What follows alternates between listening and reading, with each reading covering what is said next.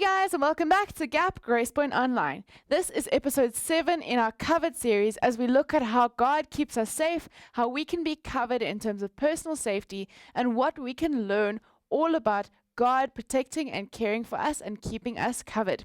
Now, last week we looked at public and private, and we looked at what some of the things are that are public and private behaviors.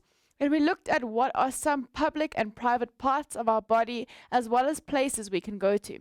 Today we look at personal space, and we see that personal space is different for each and every single one of us.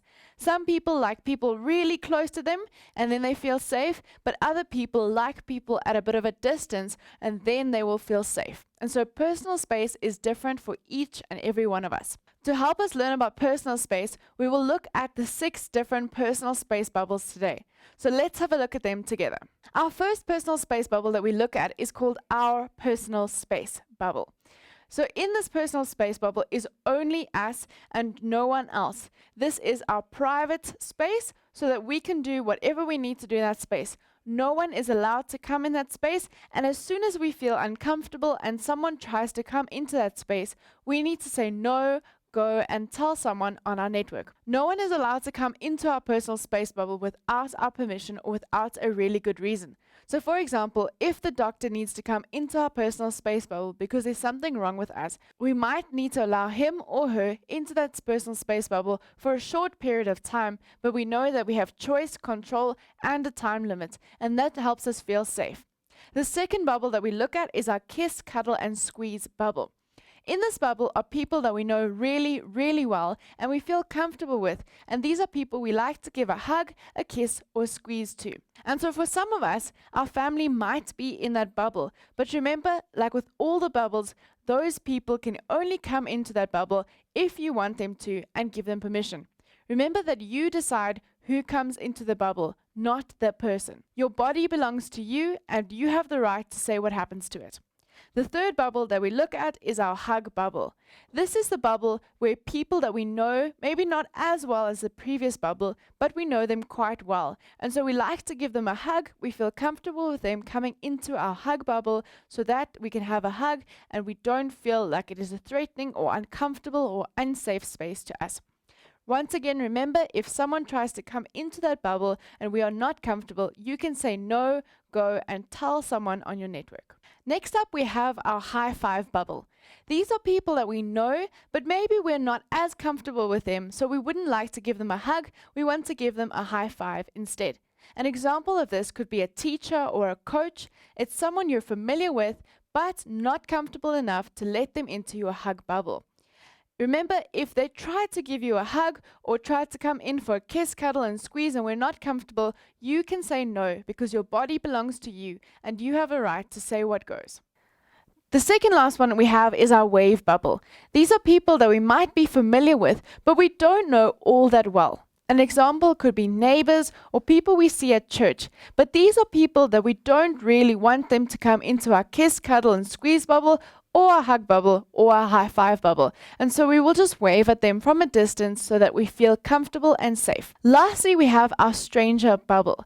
These are people that we might not know before we need them in a situation, but these are people we might need to bring into our stranger bubble in order to help us in a particular situation. We do need to be careful around people that we do not know and make sure that we feel safe all the time, but at times we might need to ask a stranger, especially a stranger in uniform, to help us out when we are lost or afraid or unsafe in a situation where there is no one else in any of our other personal space bubbles to help us. So like with all our other lessons, we are going to look at our Bible stories to see if those things still happened back then and those things that happened back then still happen to us today. We can look at the life of a man named Joseph. Remember, there are 2 Josephs in our Bible that we know of very well. That is Joseph in the Old Testament and Joseph in the New Testament, Mary's husband. But today we speak about Joseph in the Old Testament. Joseph was born as one of 12 children because he was born to his father's favorite wife called Rachel. Which bubble do you think that Rachel, Jacob, and all the brothers and sisters would have been in? I think they would have been in different bubbles.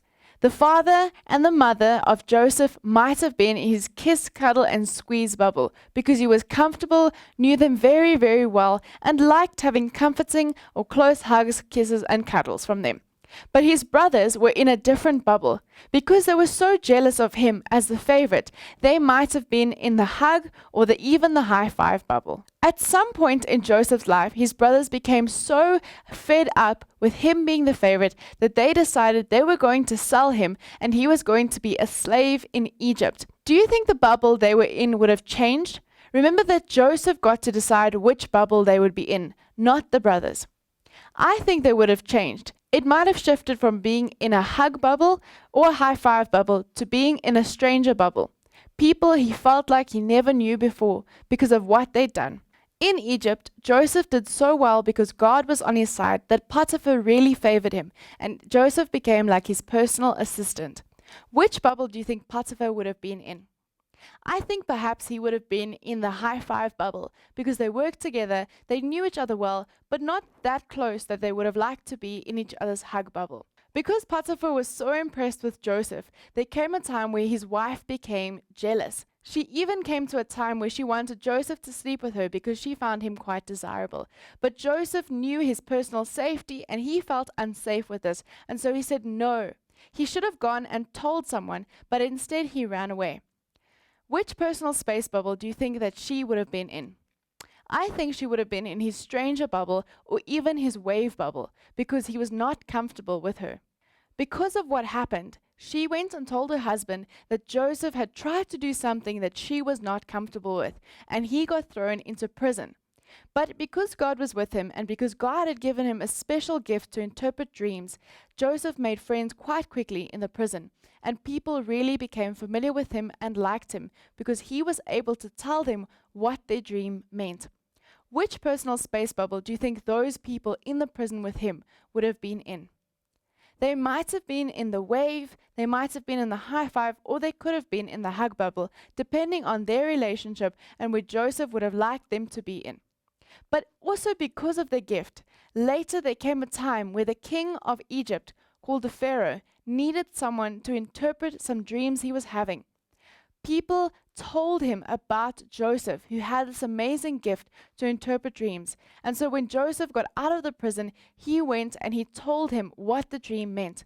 The Pharaoh was so impressed that he promoted him to being the second in charge of the entire Egypt. But do you think that would have changed things about the relationship between Joseph and the Pharaoh of Egypt? Perhaps they would have started out in the stranger bubble, but as they worked together, it might have shifted from the stranger bubble to the wave bubble to the high five bubble, so on and so on. And then lastly, in the story of Joseph, we hear that he got married to an Egyptian lady and had 2 children.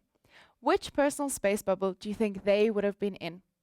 Because they were his family and they were really, really close, they knew each other really well, I believe they would have been in Joseph's kiss, cuddle, and squeeze bubble as his family.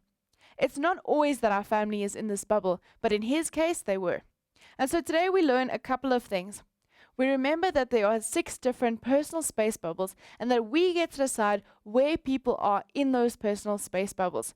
People cannot just come into those bubbles, we tell them, and we get to place them in those bubbles depending on how comfortable we are with them, how well we know them, and how comfortable we are with people coming close to us. Secondly, we need to remember that you are the boss of your own body, that your body belongs to you and you can say what goes. From my head to my toes, I can say what goes. And so as soon as someone tries to come into your personal space bubble and you are not comfortable with them being there, you need to say no, go, and tell someone on your network. That's a trusted adult that we learned about a couple of weeks back. Those people on your hand that you know you can call or speak to when something happens that you are not comfortable with or when you are feeling unsafe. Our catchphrase for today is our personal space bubbles. And so we have personal space bubble, kiss, cuddle, and squeeze bubble, high five bubble, hug bubble, wave bubble, and stranger bubble. That's it from us here today at Gap Grace Point Online. But don't forget, like always, in the comments below, there is a resource activity for you to do to make sure that you are comfortable and understand this lesson today, and that you are able to apply it when you need it in a situation. Bye, guys. See you next week.